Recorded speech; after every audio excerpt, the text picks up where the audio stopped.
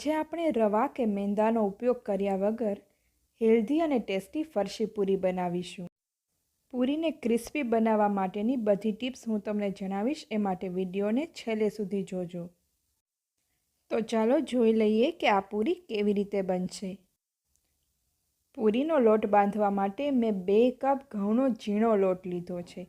જે આપણે રોટલી અને પરોઠામાં યુઝ કરીએ એ જ ઝીણો લોટ યુઝ કરવાનો છે.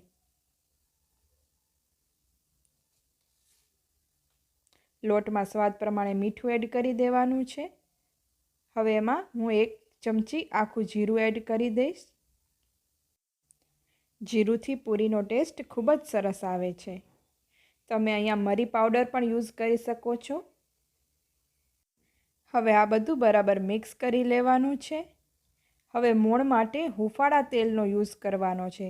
તો હું તેલને હુંફાળું ગરમ કરી લઉં છું. હુંફાળા તેલનો યુઝ કરવાથી પૂરી એકદમ ક્રિસ્પી બને છે. લોટ બાંધવા માટે પાણી પણ આપણે હુંફાળું ગરમ જ યુઝ કરવાનું છે. તો હું પાણીને પણ હુંફાળું ગરમ કરી લઉં છું.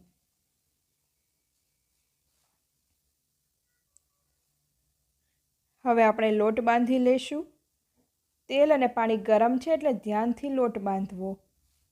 4 થી 5 ચમચા જેટલું હુંફાળું તેલ એડ કરું છું.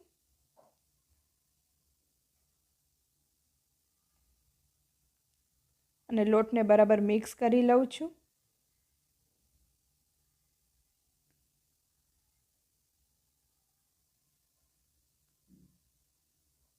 આ રીતે મુઠ્ઠી પડતું મોણ હોવું જોઈએ. આ રીતે મોણનું મુઠ્ઠું તૂટે નહીં એટલું મોણ આપણે એડ કરવાનું છે. જો મોણ ઓછું હશે તો આ રીતે મુઠ્ઠું નહીં બને. જો તમારે મુઠ્ઠું ના બને તો તમારે થોડું વધારે તેલ એડ કરવું. લોટને પરોઠાના લોટથી કઠણ રાખવાનો છે. તો આપણે પાણીને થોડું થોડું કરીને એડ કરવાનું છે. જો વધારે પાણી એડ થઈ જશે તો લોટ ઢીલો થઈ જશે અને આપણી પૂરી ક્રિસ્પી નહીં બને. એટલે થોડું થોડું પાણી એડ કરીને પરોઠાથી કઠણ લોટ બાંધવો.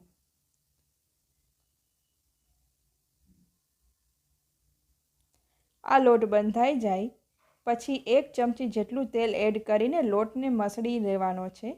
મેં અહીં તેલને હુંફાળું ગરમ કર્યું હતું, એ તેલ બચી ગયું હતું, એ જ તેલનો હું ઉપયોગ કરું છું. લોટને બરાબર મસળીને પછી 10 મિનિટ માટે આપણે લોટને રેસ્ટ માટે મૂકવાનો છે. જેથી લોટ એકદમ સરસ સેટ થઈ જાય. તો લોટને ઢાંકીને 10 મિનિટ માટે સાઈડમાં મૂકી દેશું. 10 મિનિટ પછી લોટને ફરીથી મસળીને એના લુઆ કરી લેશું. લોટને જેમ જોઈ એમ જ બહાર કાઢવાનો છે. બાકીના લોટને ઢાંકીને જ રાખશું જેથી લોટ સુકાઈ ના જાય. આ લોટ કઠણ હોય છે એટલે જલ્દી સુકાઈ જાય છે. એટલે લોટને ઢાંકીને જ રાખવો. તમારે જે સાઈઝની પૂરી બનાવી હોય એ સાઈઝના લુઆ કરી લેવા.